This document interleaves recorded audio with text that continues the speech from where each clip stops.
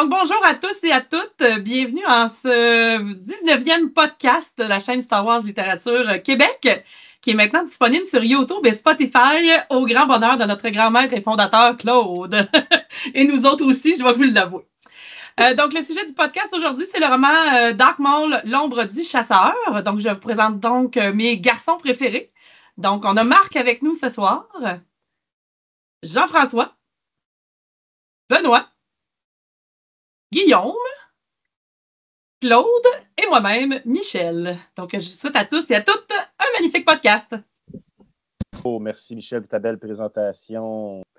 Donc, effectivement, comme que Michel vous a introduit courtement, on vient de créer nos chaînes YouTube et Spotify. Vous avez juste à nous rejoindre et venir vous abonner, s'il vous plaît, pour nous encourager. Et Spotify aussi. Si jamais vous allez sur Spotify, je ne sais pas pourquoi qu'il y a comme une petite chose à préciser, là, mais j'ai bien marqué le nom du groupe Star Wars Littérature Québec, mais on dirait qu'on le pogne mieux quand que vous marquez SWLQ. Exactement. Sur YouTube, ça va un petit peu plus facilement, je te dirais. Là, il te le donne comme tout de suite, là, mais je ne comprends pas pourquoi que Spotify. Mais on va sûrement régler des choses, on va fine-tuner ça, puis à un moment donné, on va y arriver.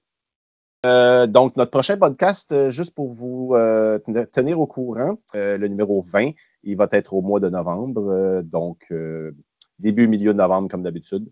Puis on va en avoir un autre aussi avant la fin de l'année, au mois de décembre. Donc, c'est ce qui donne la cédule avant de tomber en 2025.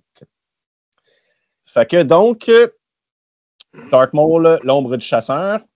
Il existe 3 versions. Marc a la deuxième version de poche, qui est avec les 2 nouvelles. C'est Entrave et Saboteur, qu'on a fait au podcast numéro 18. Donc, le podcast avant de commencer l'été. Donc, ceux qui veulent l'écouter, ben, il est disponible présentement. Et puis, il existe aussi la version longue, la version grosse de l'ombre du chasseur. C'est les 3 versions littéraires qui existent. Fait qu'on va commencer par le synopsis du roman. Si jamais, Guillaume, tu veux t'atteler à la tâche, on va commencer ça. D'accord. Ok. Alors, on dit, pour le champion du côté obscur, le moment est venu de sortir de l'ombre. Ça, c'est l'en-tête. Simple blocus de la planète Naboo. Voilà l'opération que Dark Sidious, le seigneur noir des Sith, a proposée aux Némoïdiens. Pour une galaxie, une guerre locale, un abcès de fixation.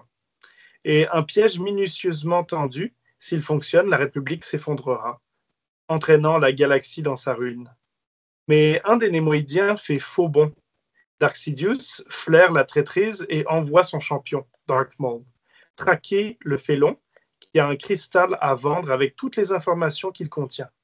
L'acheteur pressenti ne sait pas que cette seule transaction le mettra sur la liste des gens à éliminer. Et l'ombre de Dark Maul, le chasseur noir, se profile au loin, plus près, toujours plus près. C'est ça. Excellent, excellent. Ça 32 ans avant le premier Star Wars, donc le Nouvel Espoir. Exactement. La ligne du temps, c'est moins 32 avant la bataille de Yavin, je te dirais. C'est le roman avant, je crois que c'est Vent de trahison. C'est ça? Attends un peu. Ouais, le roman avant lui, c'est Vent de trahison. Puis le roman après, c'est épisode 1, La menace fantôme. C'est ça.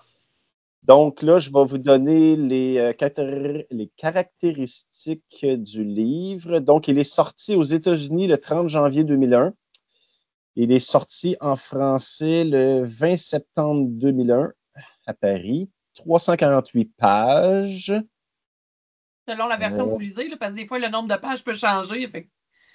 Effectivement, ouais. Peut-être, tu avais dit le roman avant lui, c'est le Vent de trahison. Mais je pense qu'il y en a un autre qui se glisse entre Vent de trahison puis Maul, Roland de chasseur, c'est Maul prisonnier. Ah, OK.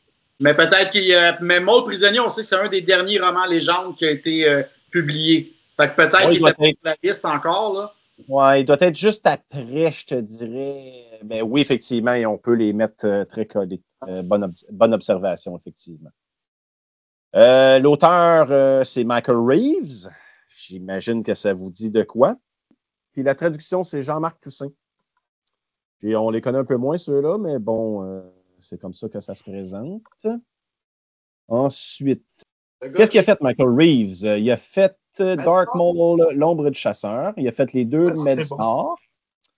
Il a fait une nouvelle sur Medstar qui s'appelle Intermezzo. Il a fait Étoile Noire. Il a fait les Nuits de Coruscant, effectivement, 1, 2, 3. Puis il a fait Shadow Game en anglais, puis le dernier Jedi, The Last Jedi. Mais c'est son palmarès qui est quand même pas pire pour un auteur de Star Wars. Là. Il a fait quand même quelques hits.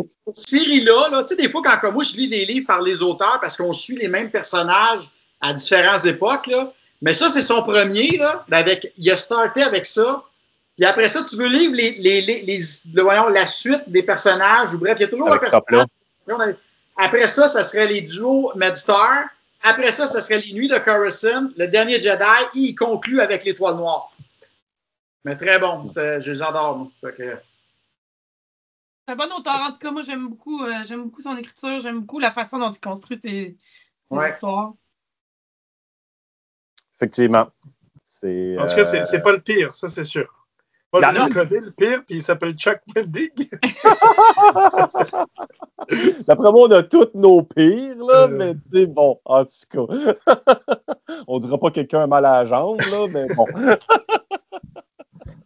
Ça, c'est un classique.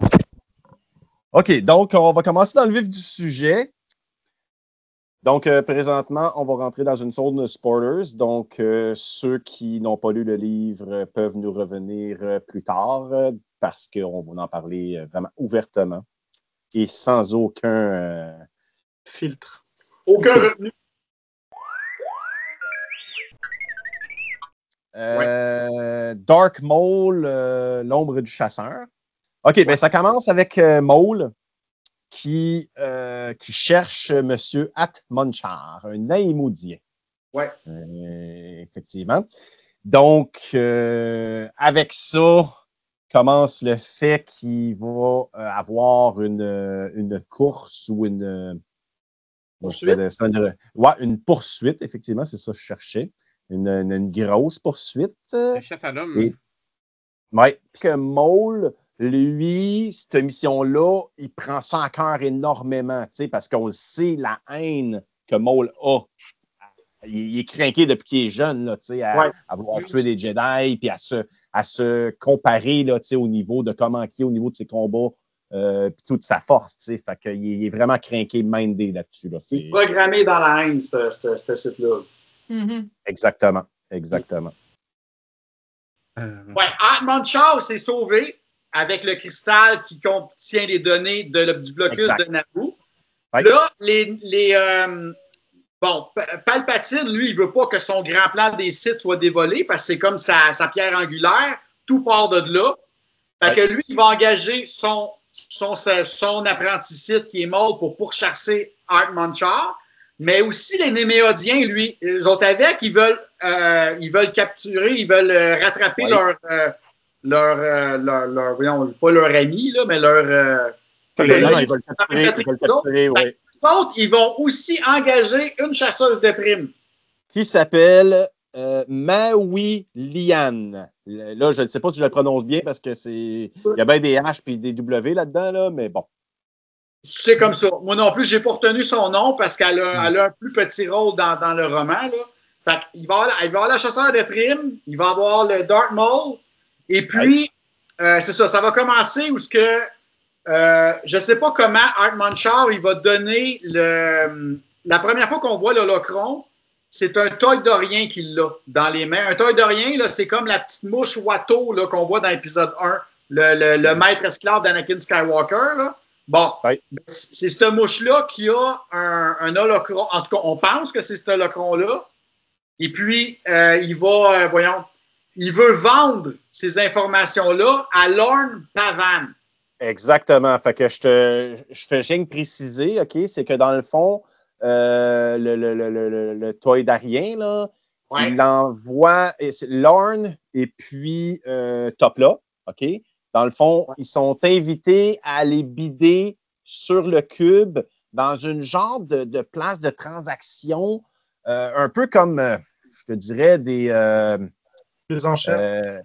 Oui, des enchères, mais je veux dire, c'est des petits cubicules Tu sais, tu rentres, là, puis il y a genre un corridor, puis c'est plein de petits cubicules. Puis là, ils rentrent dedans, puis là, la fenêtre, elle rouvre. Puis là, le toy de rien, puis eux, là, ils vont dealer le cristal. Mais malheureusement, il se fait fourrer par le... Parce qu'eux autres sont fourbes un peu. Il y a pas d'argent dans le Parvan.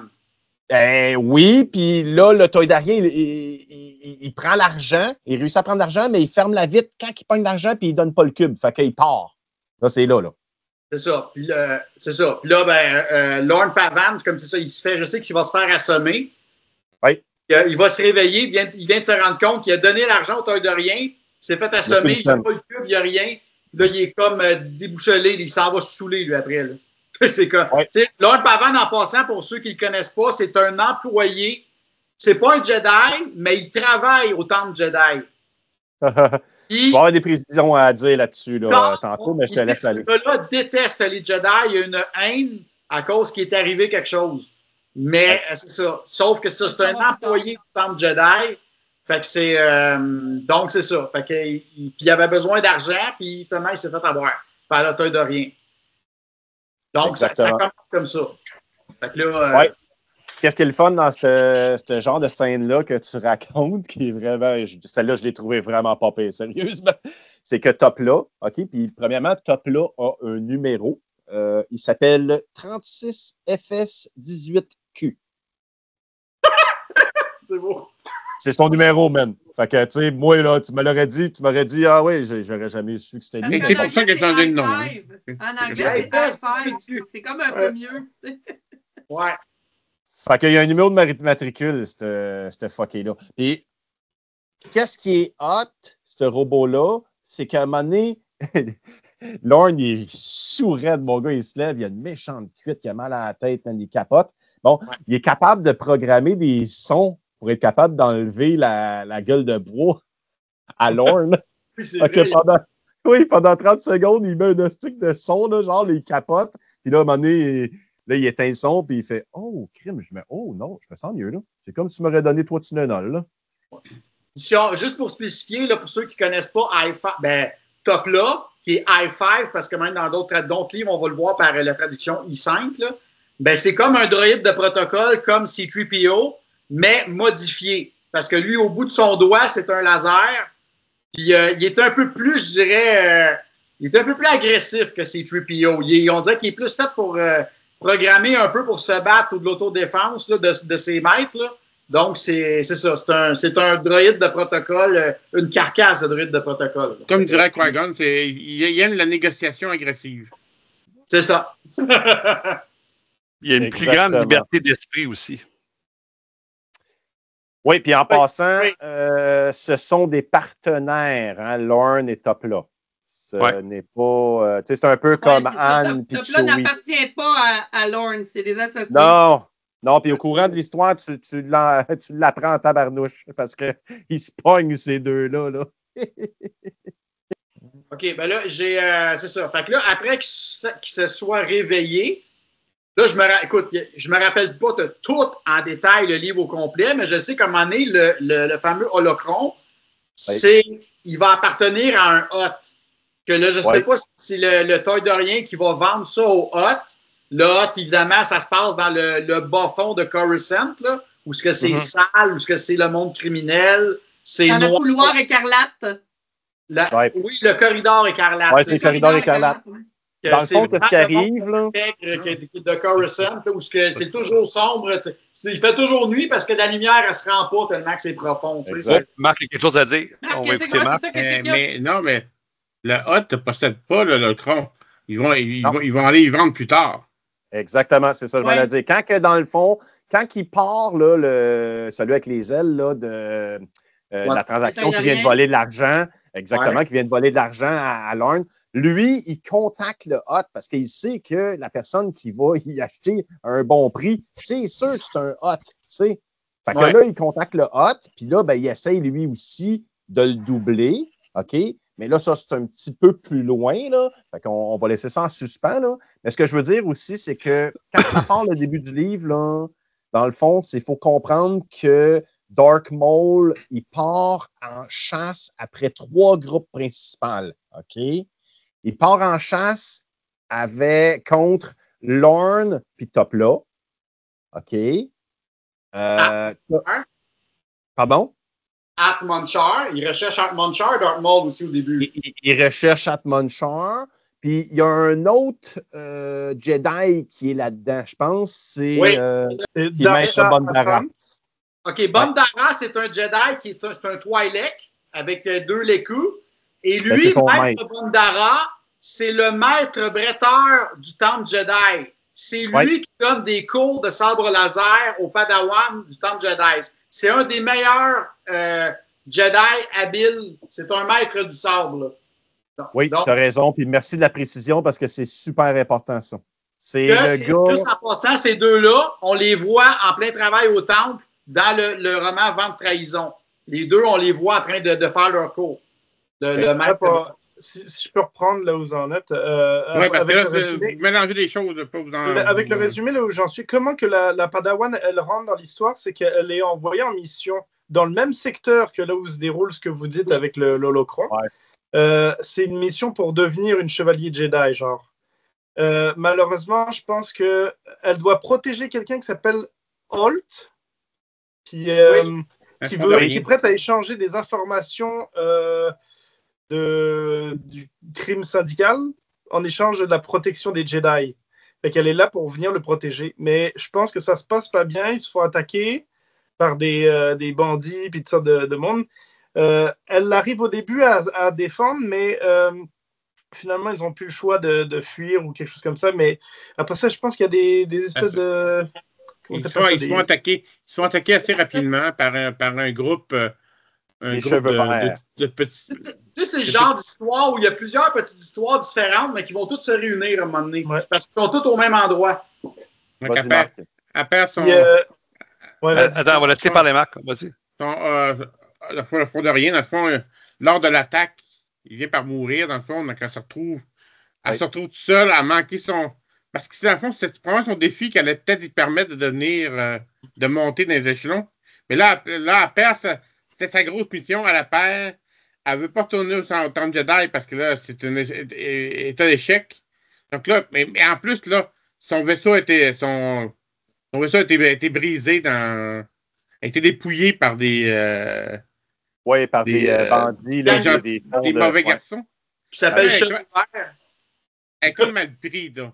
Tu sais, donc là, elle est comme mal pris, elle est prise là. Et après ça, plus tard, elle va se retrouver mélangée avec Lord Peven, puis là, tout le monde va se venir mélanger ensemble. Là, elle va pas le dire au Conseil Jedi qu'elle a échoué, mais elle va le dire au moins au maître Bondara. Ils vont revenir sur les lieux là où celui qu'elle devait protéger est mort, mais il n'est plus là. Ils se doutent que c'est genre ceux qui leur couraient après, qui ont dû faire quelque chose, qui ont dû récupérer le corps, puis tout ce qu'il y avait d'important. En même temps, Lord Pavan cherche de l'info. Donc, avec Topla, il se promène à parler à différentes personnes pour chercher l'holocron, puis chercher Monchar. À un moment donné, ils savent que c'est Monchar qui a l'holocron. En même temps, Mawin, la tête cherche. Ouais.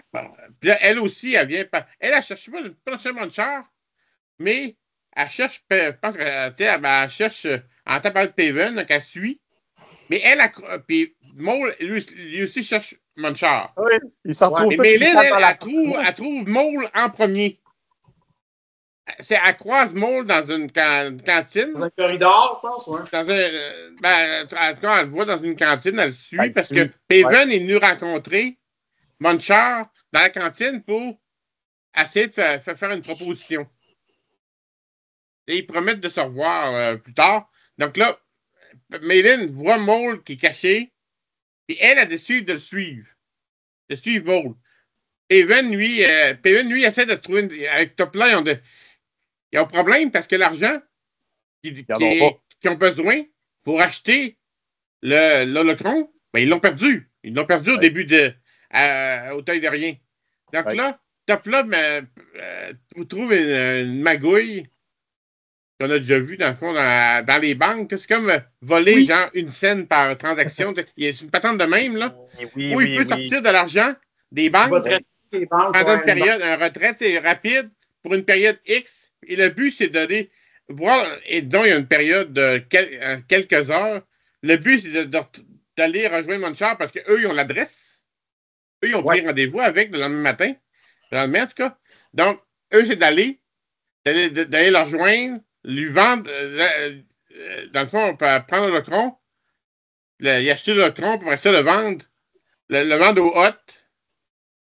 Et à le temps qu'après ça partir, c'est là que le Munchar s'est rendu compte que son argent, dans le fond, c'est du vent. T'sais? Et là, les trois arrivent pratiquement en même temps. Ouais. Ils sont dans l'appartement de Munchar, je pense, hein, c'est ça. Ouais. Et c'est Maul qui arrive en premier.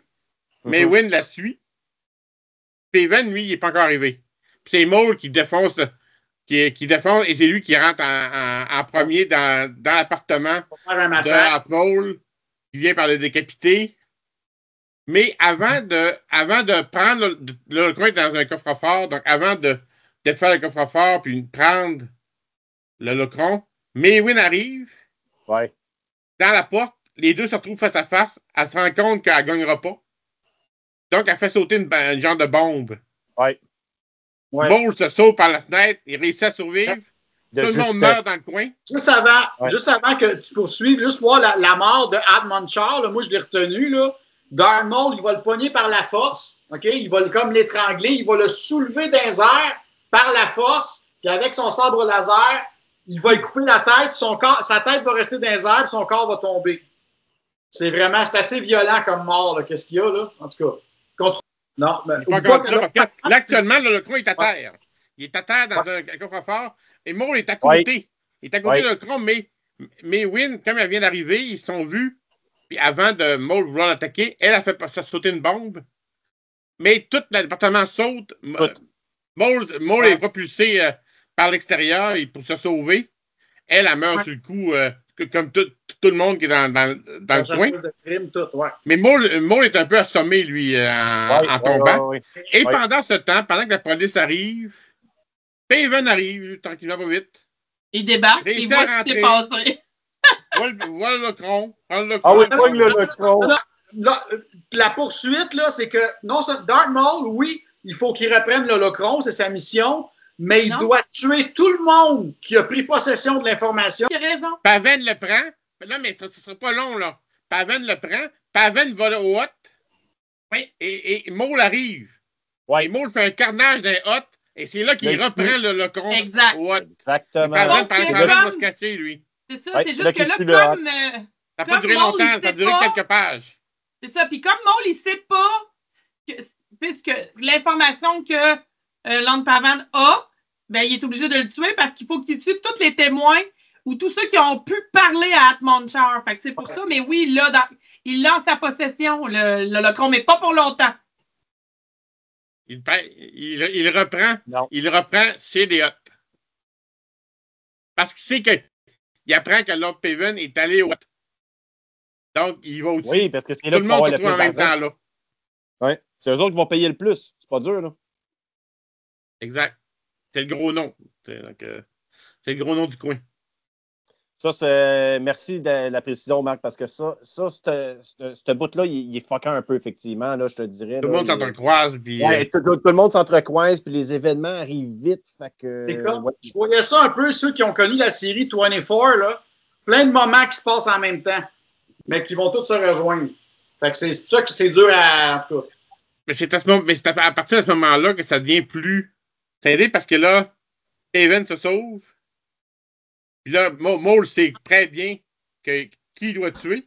Tant que Paven rencontre Dashan, la Jedi. Oui, parce qu'au départ, la Jedi n'a pas rapport là-dedans pendant tout. Rien à voir là-dedans. Parce qu'elle se ramasse à croiser Lord Pavan, c'est ça. Comme Benoît il dit, c'est vraiment plein de...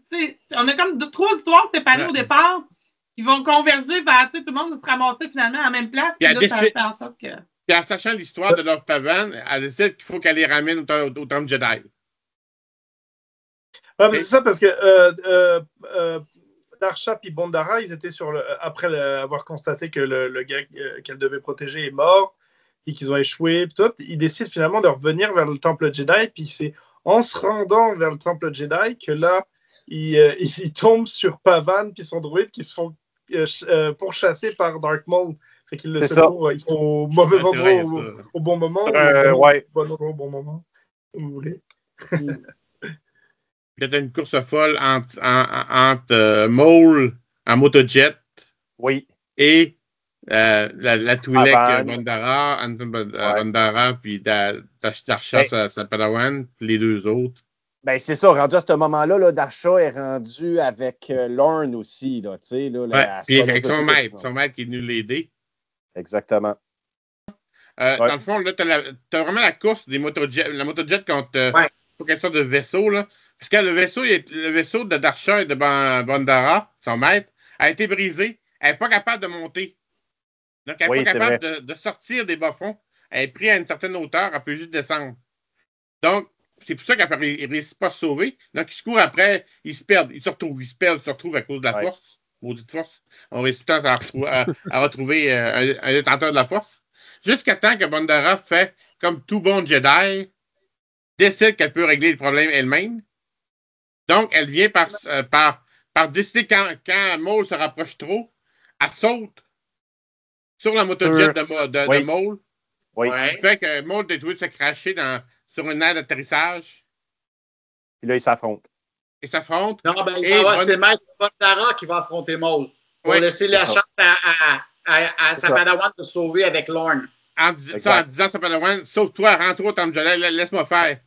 Et elle, comme tout bon Jedi, lui, c'est plutôt un gars, comme tout bon Jedi, il décide un coup, il se rend compte qu'il va perdre, là, tu sais. Ouais. Mais il faut qu'il se débarrasse de Maul. Donc, il a décidé de lancer son sabre laser dans l'unité d'énergie, dans le fond, de la motojet.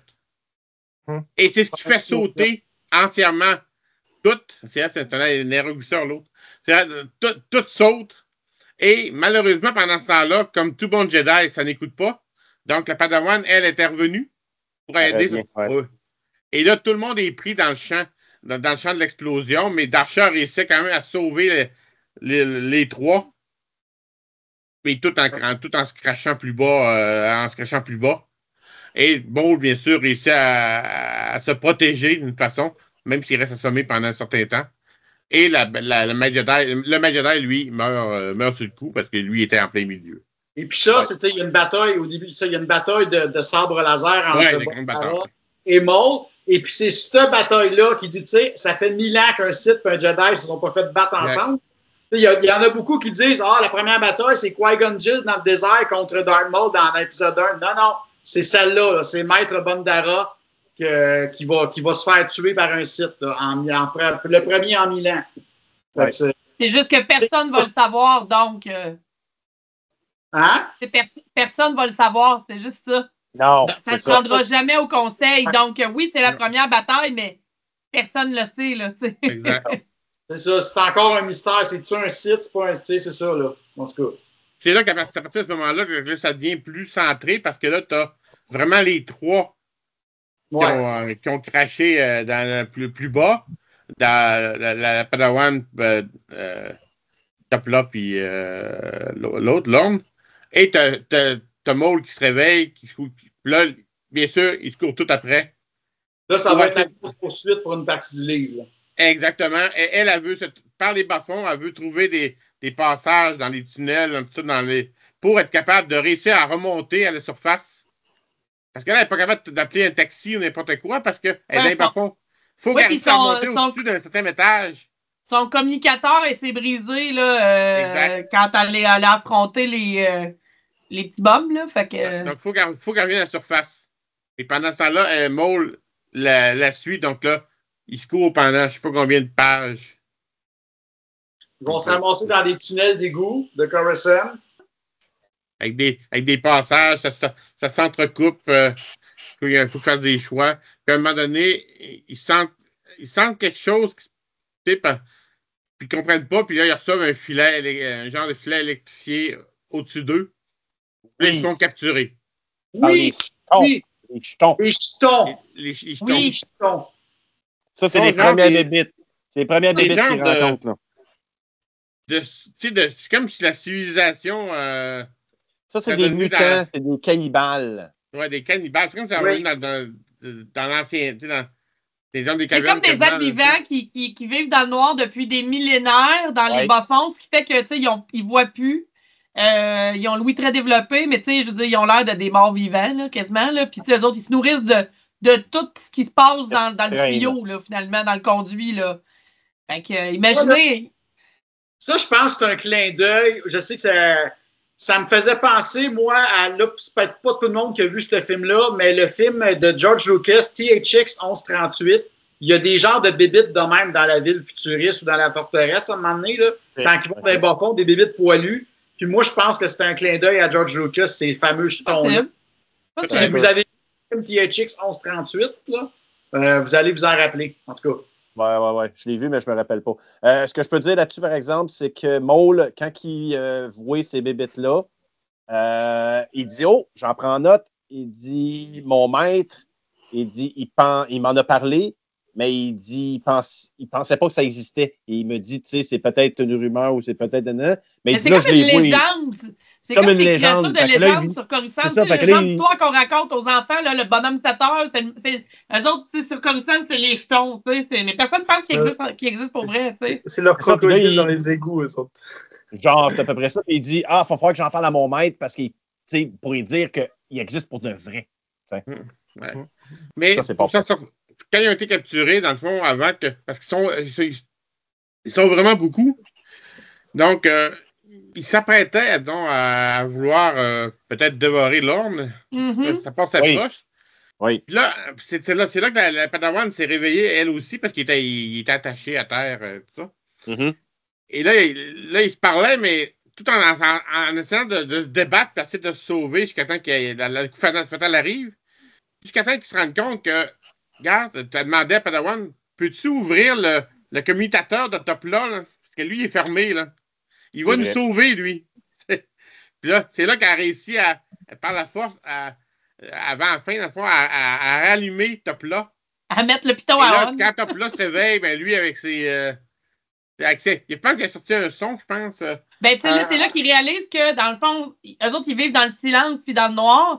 Mais donc, ils doivent avoir, tu sais, une ouïe très, très, très développée. Donc là, ils pitchent un son méga aigu, même pour les oreilles de Darsha puis de Lorne, c'est vraiment insupportable. Fait que pour les jetons, c'est encore plus insupportable. Ouais. Là, c'est grâce à ça qu'ils réussissent à sortir de l'espèce de salle où ils les avaient amenés, là. Puis de retourner dans le conduit principal. Là. Oui. Alors, elle retrouve son sabre qui était à terre quelque part, dans les poubelles, des ordures.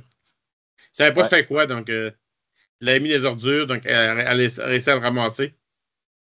Et bien sûr, plus tard, Maul a passé à la même place. Oui. Mais lui, il l'a senti. Oh, godness. Pauvre. Donc, lui, il n'a pas reçu il a réussi à faire un roulé-boulé, comme ils disent dans le livre. Un roulé-boulé. Oui, il a senti l'effet du filet et puis il a roulé puis il l'a évité de justesse, effectivement. Et il a fait de carnage. Ah ben, il te fait des brochettes de jetons. Écoute. Godness, man. Écoute. Puis là aussi, OK, pour complémenter ce que tu dis, mais là, Darsha s'en va dans le petit tunnel.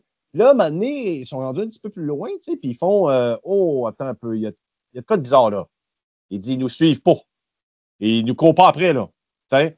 Fait que. Il se demande pourquoi.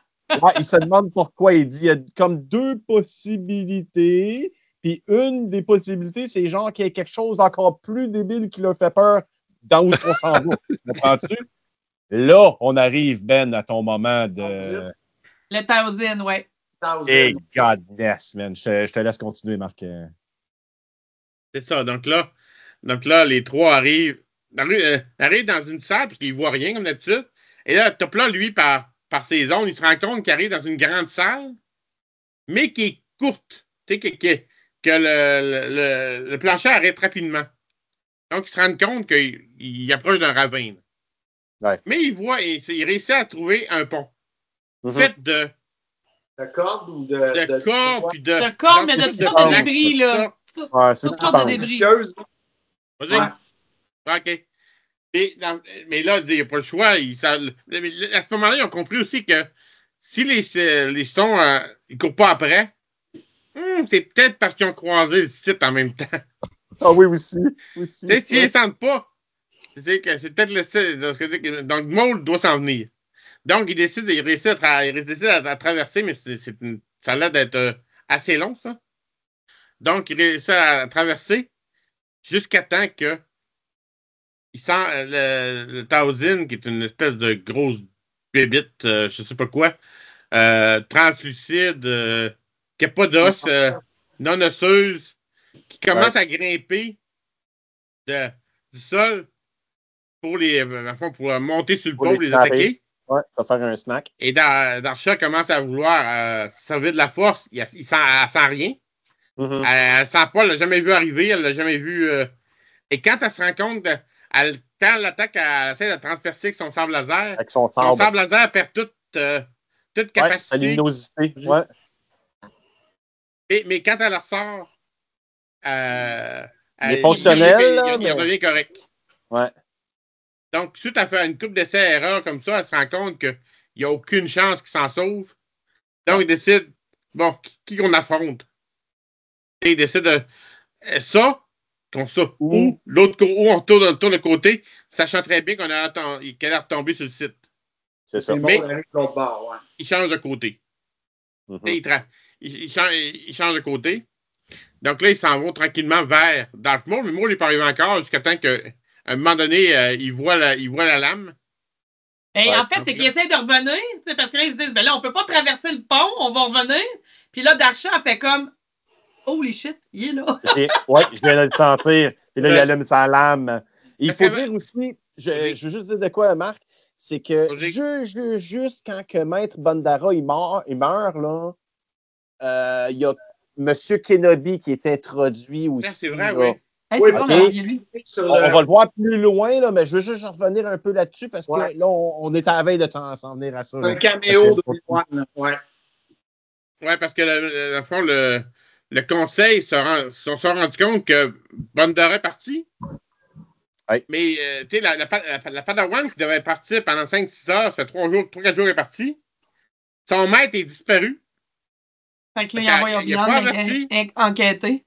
Donc là, il se rend compte, Mace, Yoda puis Qui-Gon. Là, c'est ça qui décide à demander. Il n'y avait personne, là, mais il demande à demander à Obi-Wan. Va donc faire un tour dans le coin. Là.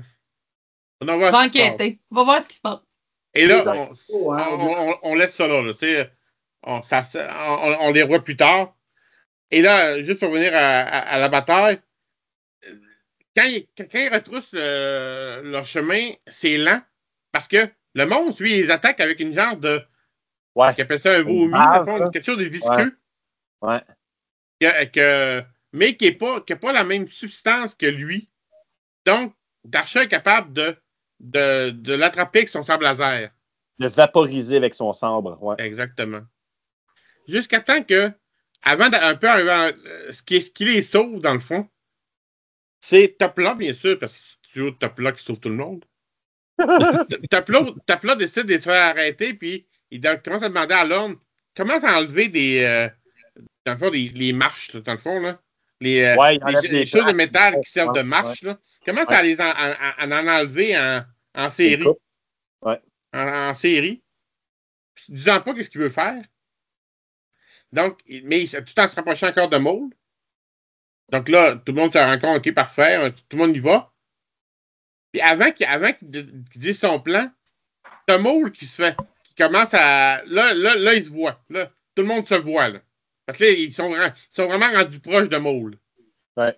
Puis Maul étant un Sith, bien sûr, il aime montrer sa puissance, donc il se montre. Sauf que la bébite le voit.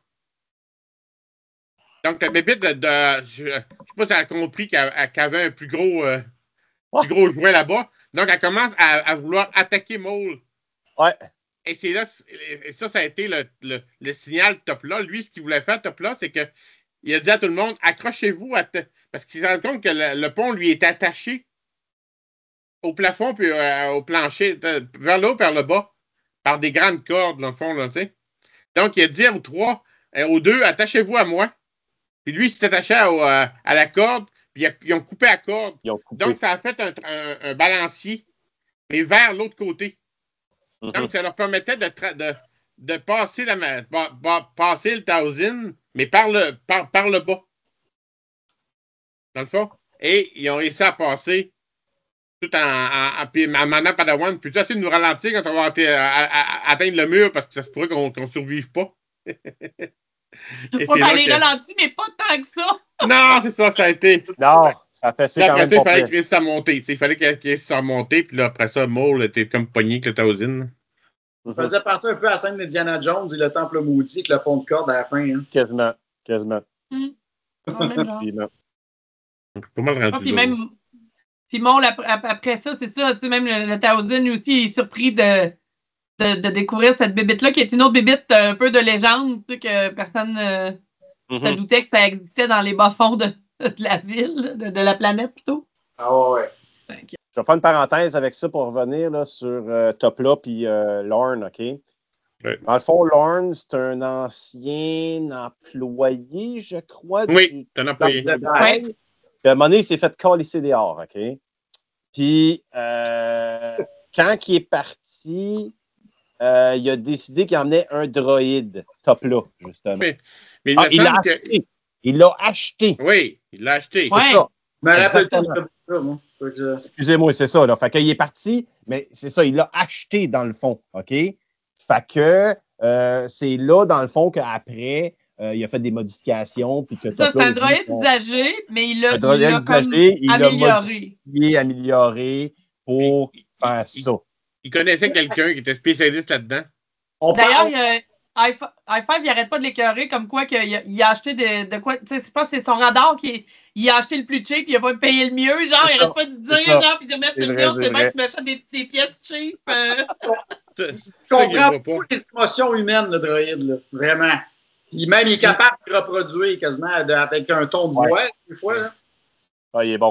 Puis, la haine de Pavan, là, elle vient du fait que, dans le fond, son fils, qui est Jax Pavan, OK? Ouais.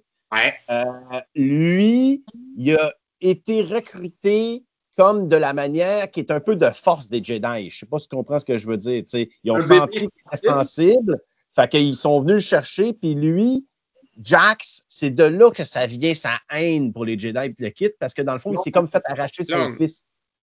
Lorne, excuse-moi, ouais, c'est ça. Il s'est comme fait arracher son fils. Fait que, tu sais, il est comme en maudit, tu sais. C'est de fait arracher son fils, puis deux, ils l'ont mis à part parce qu'il avait peur que le lien père-fils soit trop présent. Donc, il ne pouvait pas le garder à l'emploi pour ça. Fait que, c'est lui, il perd son fils, puis sa job, c'est tout ça à cause des Jedi. Fait que ça l'aide pas. Parce que lui, il n'a rien fait. Il n'a rien fait. Il fait bien sa job. C'est juste qu'ils ont découvert que, parce que père et fils se voyaient, tu sais, donc...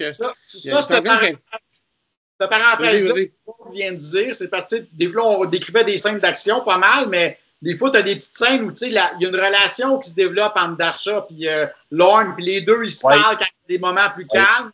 Puis là, ben, justement, ils apprennent à se connaître. Puis là, Lorne, il commence à dire là, pourquoi il déteste les Jedi, pourquoi que ça, c'est comme ça que tu sais dans le livre. Là. Puis en plus, pas longtemps, après qu'il s'est fait enlever Jax Pavan, sa femme, elle le quitte. C'est vrai. Ouais. Ça, je me souviens plus son rôle dans le roman, mais dans le roman que je lis en ce moment, là, les nuits de Coruscant, il en parle. Son nom est nommé une fois dans le livre à l'épouse ou la mère de Jax. C'est un peu ça à cause de ça. Là. C'est pour ça que quand l'auteur, il a écrit d'autres livres, comme vous disiez, je pense Les Nuits Coruscantes, où le héros, c'est Jax Pavan. C'est le Jedi. Puis c'est toujours le même auteur, donc on voit que c'est ces personnages, ils continuent à écrire la suite. Là. Et c'est pour ça que quand Lorne a fait modifier Topla, parce qu'il avait tout perdu, il a perdu sa femme, son fils, il était tout seul. Donc, c'est ça qu'il a donné le plus de possibilités possibles d'interaction humaine, dans le fond, pour avoir quelqu'un avec lui, tu sais. Il ne faut plus être seul pour être avec, là, tu sais, donc... Et non pas avoir un droïde, il voulait avoir quelqu'un à qui jaser, à qui argumenter, ça, tu sais. C'est vrai. Quelqu'un y soignait ses cuites. Et juste pour ajouter aussi, pendant toutes ces scènes-là, autant Darsha, elle veut les ramener au Temple Jedi parce qu'elle veut que cette information sur le blocus soit dit au conseil Jedi. Au conseil. Mais Lorne puis Topla, là, c'est pas leur première priorité, eux autres. Là. Ils veulent se sauver. Donc, ils sont tout le temps dans un entre-deux. On y va dessus. On y va dessus pas. On trouve-tu un autre moyen? On se sauve-tu? Ils sont tout le temps. Ils sont jamais sûrs à 100% de rester avec elle. N'oubliez pas que le but de Lorne Pavan, c'était de ramasser de l'argent pour qu'il quitte Coruscant. Il veut s'en aller de là. Vraiment. Ah oui. Ouais. C'est juste ça qu'il veut, lui. Il veut s'en aller. Fait que c'est... Là, on parle peu. Le roman est centré sur moi. On parle beaucoup d'actions des autres, là, mais pendant ce temps-là, Darth Maul les poursuit tout le temps. Là. Je sais qu'on n'en parle pas beaucoup de Darth Maul en ce moment, mais il y a des scènes. C'est parce que les scènes, pour le moment, c'est toujours une chasse. Là. Il va toujours les poursuivre, mais c'est parce qu'on. C'est pas lui au début. C'est-à-dire, il est là, Darth Maul, c'est parce qu'on n'en a pas parlé encore. Là. Ben, il y a moins d'interaction parce qu'il suit. Ouais, c'est ça. C'est pas le Terminator, là, lui, c'est. Il est même pas un moment donné parce que il échappe tout le temps des mains. Là, c'est pour ça que le roman il porte si bien son nom, l'ombre du chasseur. Fait que c'est comme les autres, toujours l'ombre avant qui précède le chasseur qui arrive. Puis en même temps, ce qui est intéressant, on le sait, là, Darth Maul, c'est un Sith, donc c'est une machine. Mais c'est de voir que lui aussi, c'est de la vérité. Là, il n'est pas. Il se prend en défaut, en façon de parler, là, par les événements, il se fait prendre en défaut une couple de fois. Là. Comme tu dis, il choque parce qu'il n'arrive pas à mettre la main dessus. En temps normal, ce serait une mission super facile pour lui. Mais il arrive tout le temps quelque chose qui fait en sorte qu'il n'arrive pas. Là. Il précise même ça, après la planète d'origine à Maul, c'est Iridonia. Ouais, c'est pas d'Atomir. Là. Dans ce moment-là, c'est une autre planète. Ouais. Exactement. C'est ça. Faut pas oublier on est rendu au Talzin. Voiler que les sites existent. Fait que, lui, il fait ça discrètement. Là. Il fait sa chasse, mais en même temps, il doit faire attention parce qu'il ne faut pas qu'il passe aux nouvelles de Coruscant. Là. Il faut qu'il reste dans l'ombre, lui, là. Oui. Ils ne peuvent pas se dévoiler encore. Mais en même temps, quand il ne se bat pas, il fait des efforts, mais pas tout le temps parce que c'est une bébite bizarre parmi beaucoup de bébites bizarres. Donc, des fois, il est sacapueux, des fois, non. Ouais, c'est vrai. Parce qu'il est plus bizarre que lui dans le coin. Ouais, il y a des bas niveaux de Coruscant, il y a du fucké au pouce carré, man. Après Talzin, on s'en vient vers la fin, je pense. Oui. On sait que, excusez-moi de dire ça, mais on sait que Dasha, celle qui est, au début, tu sais, les deux, excusez-moi, mais Lorne, il l'aime pas, Dasha, parce que c'est une Jedi, vu qu'il n'aime pas les Jedi, mais il va finir tranquillement par peut-être tomber amoureux d'elle. Tout ça, ça se passe pendant à peu près 48 heures, ce roman-là. Mais à la fin, il va s'attacher tranquillement à elle, à force d'être poursuivis les deux ensemble, là, puis s'entraider, puis se parler, ils vont apprendre à se connaître. Puis c'est ça. Puis là, à un moment donné, il y a quelques scènes finales que je ne me rappelle pas, mais je sais que Dasha, elle va se sacrifier, elle, avec, là. Hey, tu veux-tu continuer, Marc? Ou, non, je t'ai rendu dans ma relecture, donc... OK, pas de trouble. Fait que dans le fond, après, si je me souviens bien... Je sais qu'elle va mourir dans le repos d'Asha. Mais là, dans le fond, quand il sort du Talzin, il remonte en haut, puis là, dans le fond, c'est là qu'il tombe sur Cheveux Vert, qui, lui, est un de la gang là, du Corridor Écarlate, qui va, dans le fond, Dasha, il va servir elle fait un mind trick là, pour essayer de trouver, dans le fond, comment ils peuvent monter, parce que toujours, le but, c'est toujours de monter dans les étages et de se rapprocher du temple. Fait que là, ils réussissent à monter, puis pendant ce temps-là, dans le fond, Maul, lui, il va vérifier les caméras, puis ils finissent par voir, je ne sais plus lequel, et là, il sait par où est-ce qu'ils sont, puis là, fait que c'est comme ça qu'il réussit à les retracer, parce que à cause de Palpatine, il a accès à toutes les caméras et tout ça. Puis, à un moment donné, ben, c'est ça, Dasha, elle va brouiller un système, mais pas assez rapidement, fait que Maul réussit à l'avoir sur les... il réussit à l'avoir, fait que c'est comme ça qu'il les retrouve. Puis là, quand ils finissent par monter, c'est là que Maul les rattrape. Puis là, dans le fond, Dasha... il y a une bataille. C'est ça. Puis là, il y a une bataille avec Lorne qui top là. Mais qui est hot Dans dans cette l'entrepôt. bataille-là, c'est que Darsha, dans le fond, c'est une Padawan. Et là, tu sais, on voit son évolution au travers de la force, puis là, elle comprend vraiment c'est quoi sa connexion avec la force, puis sa bataille avec Maul, au début, il la sous-estime parce que il dit, mon Dieu, tu sais d'abord, son maître était plus fort qu'elle, tu sais, elle va être facile à battre, sauf que sa connexion avec la force devient tellement grande que, finalement, elle donne pas mal plus de fil à retordre qu'il pense. Oui. Fait que la bataille est vraiment ça, puis elle réussit dans le fond, à y cacher des affaires, si tu veux, ce qui fait que Lorne puis High Five, top là, peuvent se cacher dans une espèce de conteneur. C'est ça. Dans lequel il y a... cryogénique. Ben, il y a de la carbonite, là, dans le fond. C'est ça. Ouais. Donc, fait que pendant la bataille, dans le fond, High Five, top là, puis Lorne Pavan se retrouve là. I5, je sais pas si c'est ça. High Five, ouais. High Five et top là, comment vous voulez l'appeler, là? Ça dépend de la version que vous avez lue. Mais, ouais, c'est ça. Top là, lui, il comprend qu'il peut mettre l'or dans le carbonite, puis il programme tout ça rapidement, pendant que Darsha, elle se bat avec... Maul. Elle est en train de gagner du temps, dans le fond, là. Darsha, dans le fond, réussit à faire tout exploser. Ouais, parce c'est ça, c'est que dans le fond... Elle l'attaque avec des objets, mais elle les lance toutes à la même place. Puis à un moment donné, ça va exploser, cette affaire-là. Des inflammables. Maul, ce qu'il dit, il la trouve un peu idiote. Et il la regarde et il dit, c'est quoi, elle m'envoie des affaires, mais comme 3 secondes en retard, tu sais. Mais dans le fond, elle est en train de préparer une montagne de bonbonnes d'acétylène ou de gaz. OK? Puis là, ça, il le voit à la dernière minute aussi. Puis il rase de se faire pogner solide, là. Puis là, elle fait tout exploser, man. Elle calisse son sable là-dedans. Puis là, tout pète. Puis même cette fois-là, il est blessé, là, Maul, là, quand il sort de tout ça. Là. Il dit elle meurt dans l'explosion. Elle meurt.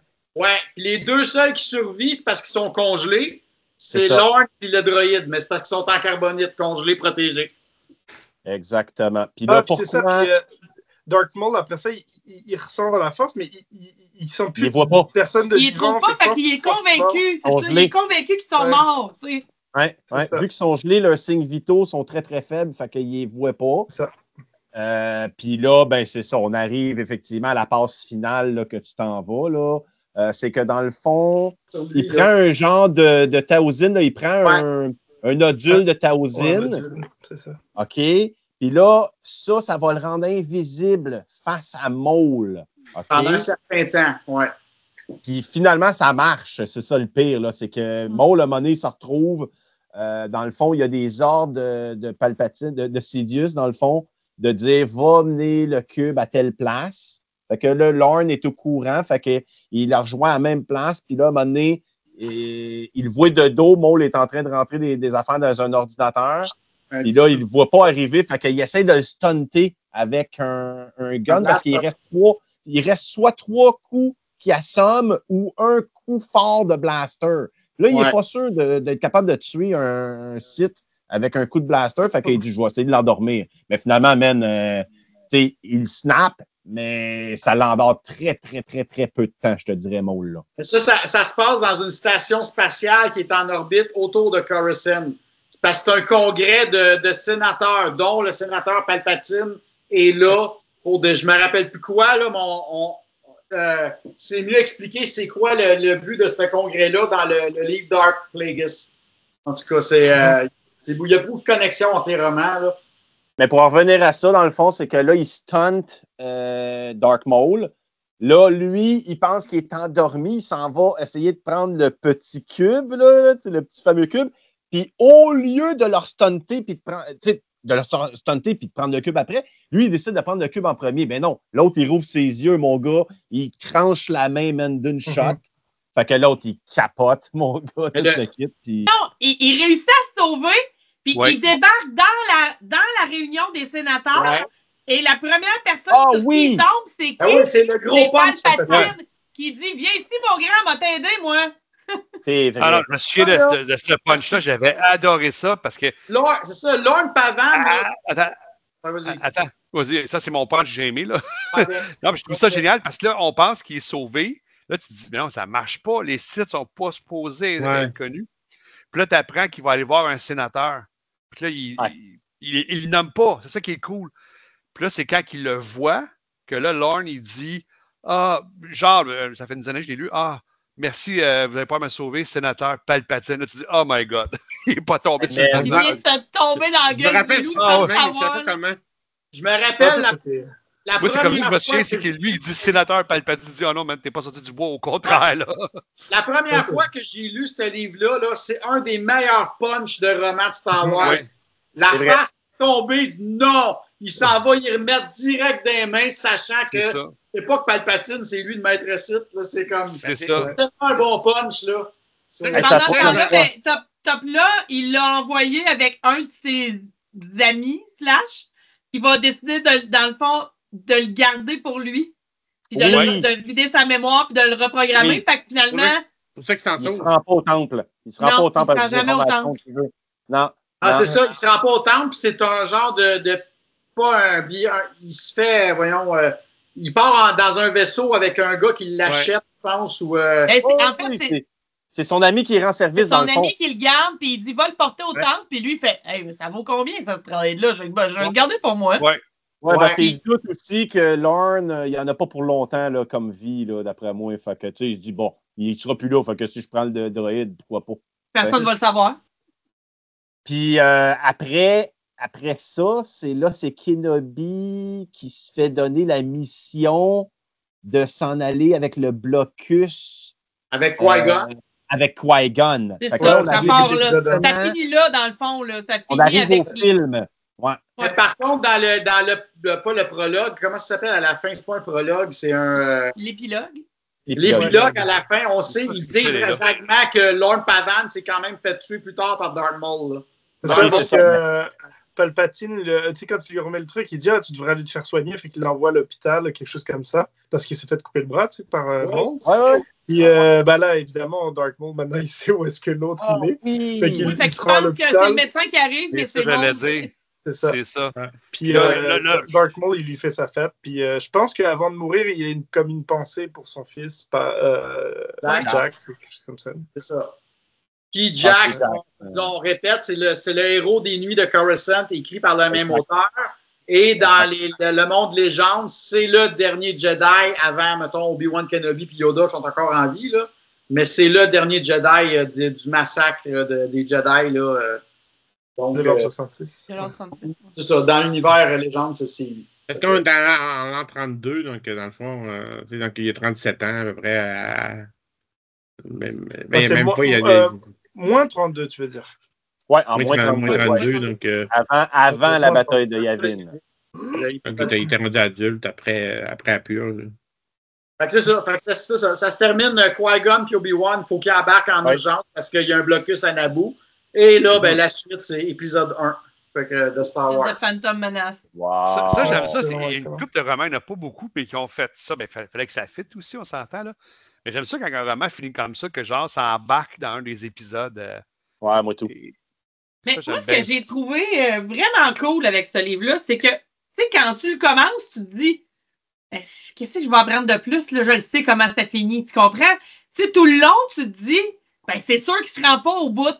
Fait, mais tu penses savoir le punch, mais tu te fais avoir par l'intrigue qui est quand même très bien ficelée tout le long. Puis là, tu fais, ouais. Puis là, tu sais, je me suis fait quand même pogner une couple de reprises tu sais, quand tu lis beaucoup, là, les punchs, je t'ai vu arriver souvent à 100 000 à l'heure. C'est rare que je me fais pogner par un punch qui fait tu sais. Mais dans ce livre-là, même si en bout de ligne, on le sait, là, qu'ils ne survivront pas, puis que, parce que, tu sais, je veux dire, bon, tu sais, on le sait.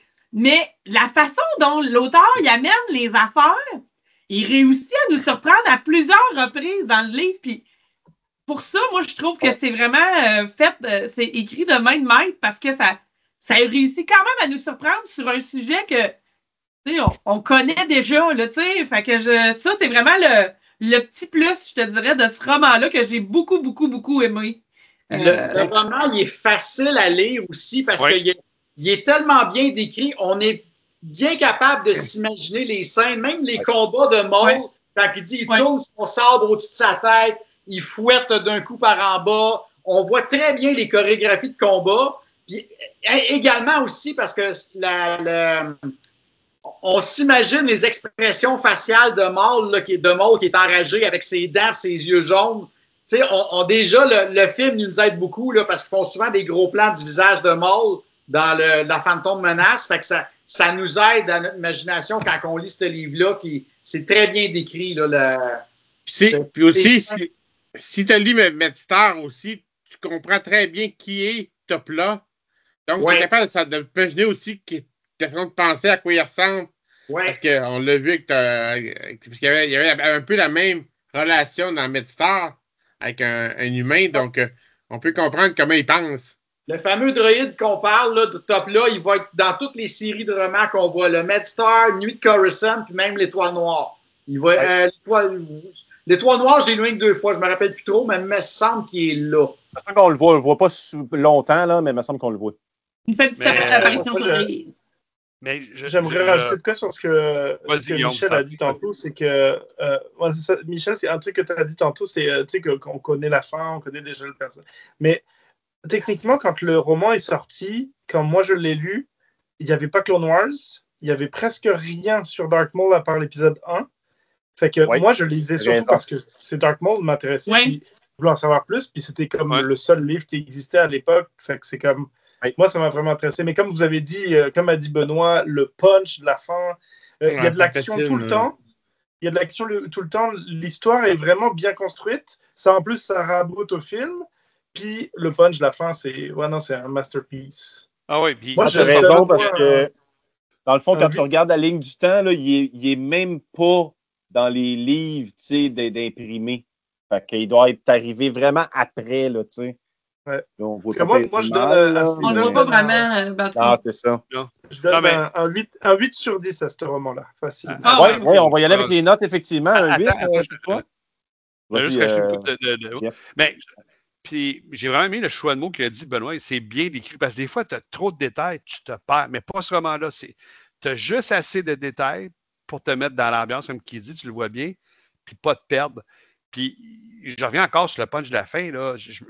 Ça doit faire 10-15 ans que j'ai lu, mais ce bout-là, là, je sentais vraiment le soulagement de Jack Spavan. Enfin, un sénateur. Là, c'est là quand il dit sénateur, Palpatine. Amen. Amen. Là, tout déboule. Comme il disait tantôt Michel, là, il y a l'ami de Lorne qui prend le droïde, mais finalement, il ne se rendra pas. Tu sais, tout déboule, tout cloche.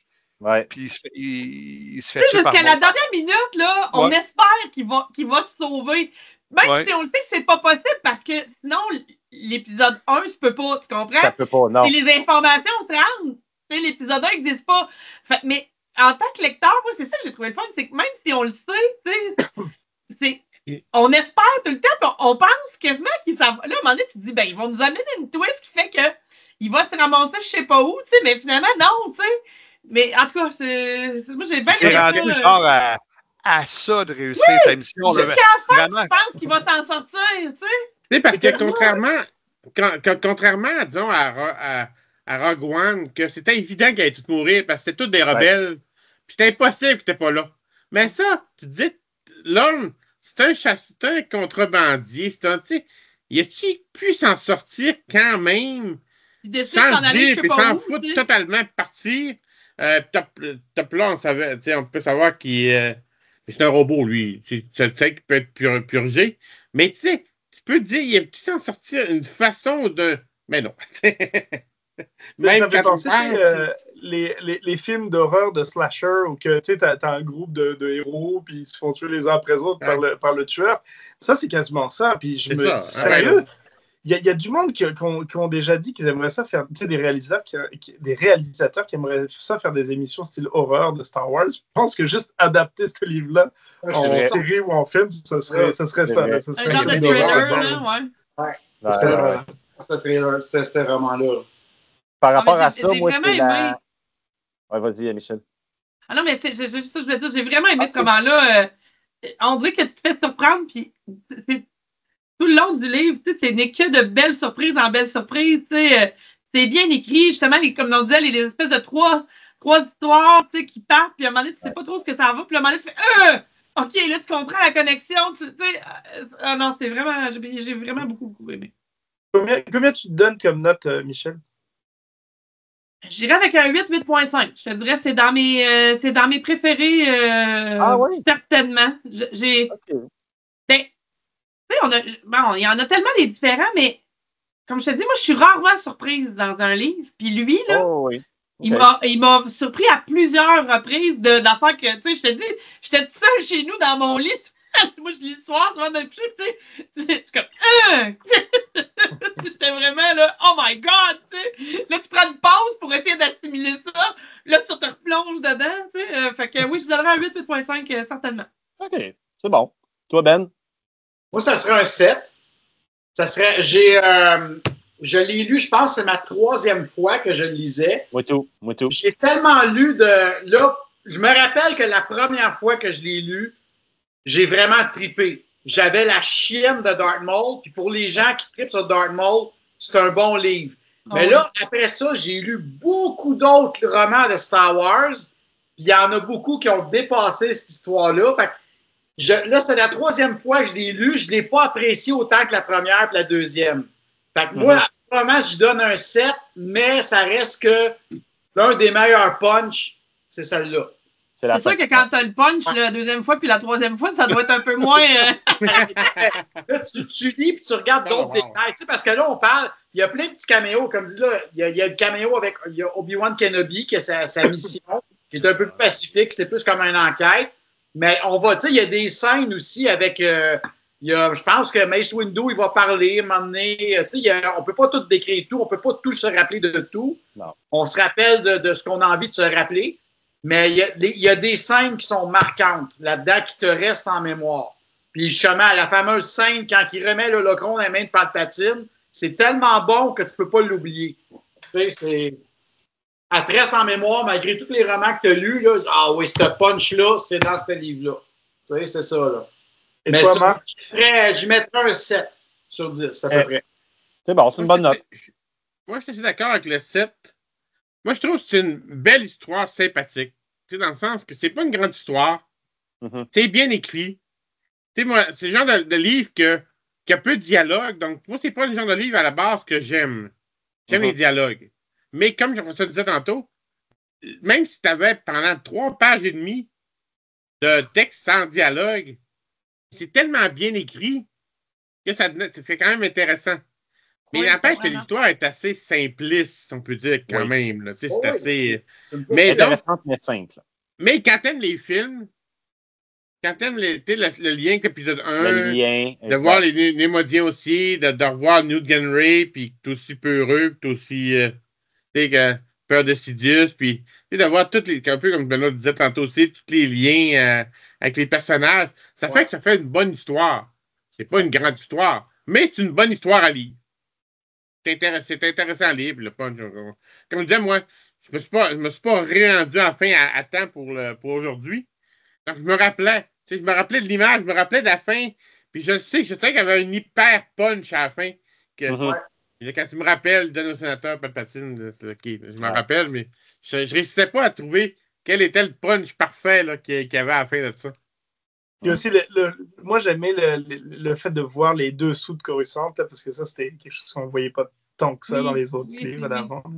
Ça, c'est une affaire que Michael Reeve a beaucoup exploité. Ouais, avec les nuits aussi. Et toi, Jeff, t'as donné quelle note? Ça fait drôle à dire. J'aborde beaucoup dans le même sens que Marc. Parce que pour ceux qui ne nous connaissent pas, moi et Marc, on est comme un peu chiroute et baise dans la rope. On sait qui l'aveugle? On sait qui, moi, c'est ça. Profitez-en.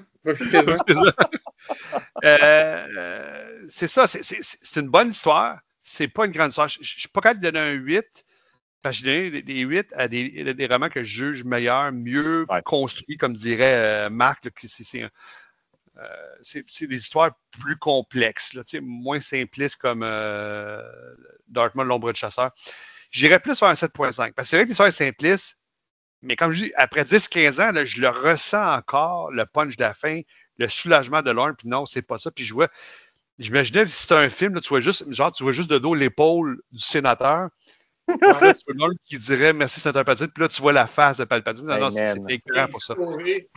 Oui, c'est ça. Fait que c'est pour ça que moi, j'y vais avec un 7.5. Et avec on va prendre soin de toi. C'est ça. oui. En même temps, il pèse sur sa montre. Mold. Ouais, c'est ça. Avec une petite phrase genre vous avez rendu un grand service à la République. Ah ouais. C'est ça, exactement. Ah oui, c'est ça. Je pense qu'il reste Claude pour la note. Ouais, ben moi aussi, c'était la 3e fois que je le relisais. Puis je ne sais pas pourquoi, moi aussi, effectivement, je ne me rappelais pas du punch de la fin. C'est vraiment. Ouais, c'est vraiment celle-là. Hey, écoute, sérieusement. C'est quelque chose que tu te rappelles d'un livre, c'est ça? Le pire, c'est que je l'ai fini aujourd'hui, là, ce midi, à peu près. T'as-tu fait. J'ai fait ça, la même affaire, moi, tout. J'ai fait, coudon, tabarnouche, c'est vrai, c'est lui. Mais la fin est vraiment odd à cause de ça, je te dirais, là. Ouais. Moi, je te dirais que je mettrais un 7 sur 10. C'est un très bon roman, mais je le mettrais en bas de Maul Prisonnier, qui, d'après moi, Prisonnier, pour moi, est un peu une coche en haut, je te dirais. OK? Juste à cause qu'il y a plus de combats et qu'il y a plus de carnage, là. Mais bon. Mais sinon, effectivement, au niveau de l'auteur, bravo à Michael Reeves. Sérieusement, c'est pas... c'est pas une ascension de Dark Vader, c'est pas un Dark Bane, mais au niveau de la construction, effectivement, de son environnement, c'est pas facile, là. T'as comme 4-5 histoires en même temps, il faut que tu fasses des filets là-dedans. C'est ça, tu sais. Est-ce que, tu sais, comme vous dites, c'est la meilleure histoire qu'on a vue? Non, mais c'est bien fait. Oui. Moi, c'est ça, moi, c'est l'élément de surprise. Ça aurait très bien pu un livre que tu lis puis que tu fais OK, tu sais, je n'ai pas appris grand-chose. Mais moi, ça m'a diverti, vraiment beaucoup. Ah oui. Je pourrais monter à 7.5, là, mais ce serait le maximum. Mais non, mais t'es pas obligé, là, de. Moi, mais je fais comme ça. Hein, l'influenceuse. Quand tu écoutes les livres de Michael Reeves, c'est rarement des grandes histoires. Lui, il y a un thème, il y a des personnages, il veut leur faire vivre son histoire, il y a son histoire. Tu t'attaches aux personnages, tu t'attaches à ce que vivent les personnages. La force même si l'histoire n'est pas immense. C'est ça, je pense que la force de cet auteur-là, c'est vraiment le lien qu'il crée entre les relations entre les personnages. Exact. Qui s'attachent, là, puis je pense que sa meilleure... Ben, avec ça, c'est un début, parce qu'il pense que c'était son premier. Mais je pense que c'est le meilleur livre qu'il a écrit pour justement développer des liens entre les personnages. C'était les duos Med Star en plein milieu de la guerre. Fait que ça, c'est... Il me fait penser à Tron un peu. Il me fait penser à Timothy Zahn. Tu sais, Timothy Zahn est capable de faire plein d'histoires en même temps et de les ramener. Là, tu sais. Il n'est pas exactement pareil, là, mais je veux dire, c'est un gars comme ça. Là, tu sais. Puis pour poursuivre avec ce que Marc et Benoît disaient, tu sais, ce que j'aime aussi de Michael Reeves, c'est qu'il est capable de prendre des noms qu'on connaît dans la littérature, dans l'univers étendu, parce qu'il y en a, tu nommerais des noms puis ils ne comprendraient pas. Mais quand tu as lu les romans ou les BD, ça que ça tombe dans le fan service facile. Tu sais, ça, mettons, on prend les nuits de Coruscant, tu vois Top-là, tu vois Den, tu vois... Tu vois Jax Pavan. Jax Pavan. Tu vois aussi... c'est quoi le nom? Je l'oublie tout le temps. La chasseuse de prime avec la peau blanche, avec l'antenne. Horacing. Captain Taicho. Nick Otsu qui était dans Point de rupture. Mais c'est jamais je ne sais pas ce qu'on veut dire, c'est jamais du fan service facile. Il y a quelque chose en arrière qu'ils avaient jusque-là, oui. Ils sont dans l'histoire, ils sont importants dans l'histoire. Tu sens qu'ils ont mis là, mais tu sens que l'auteur s'est vraiment informé sur les personnages. C'est pas lui qui l'a créé, mais hey, je peux-tu emprunter ton personnage et l'amener dans mon histoire? Tu sens, on dirait qu'il a quasiment lu le roman d'un autre auteur là, pour connaître le personnage. Tu sais. Oui, parce que tu as des transformations, tu as des nuances, tu as des... Donc, les amis, j'espère que vous avez aimé ce podcast parce que ça n'a pas été celui des plus faciles au niveau des liens à faire, mais je pense que on s'est peut-être trompé un peu, mais on a rétabli les choses. On a réussi à faire de quoi qu'il y a de l'allure quand même avec un roman qui... Moi, on était là pour vous ramener à l'ordre, les garçons, parce que sinon, on aurait... Effectivement. Sinon, ça aurait descendu au niveau de la qualité, c'est sûr et certain. Mais bon, je pense qu'on a bien rendu le livre du mieux qu'on peut. Et puis, n'oubliez pas qu'on est sur YouTube, sur Spotify et le groupe Facebook sur Facebook, comme d'habitude. Et sur Instagram. Et sur Instagram aussi, effectivement. On poste des affaires sur Instagram. On est en train de développer beaucoup de choses. Donc, si jamais vous avez aimé le podcast, donc partagez-le sur votre fil d'actualité, parlez-en à vos amis et invitez vos amis aussi sur le groupe.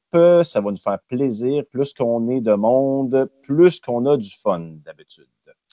Donc, mes amis, JF, Marc, Benoît et Michel, et aussi Guillaume qui a participé avec nous, je vous remercie énormément de votre présence. Donc, je vous dis salut à tous et que la force soit avec vous. Ciao! Ciao!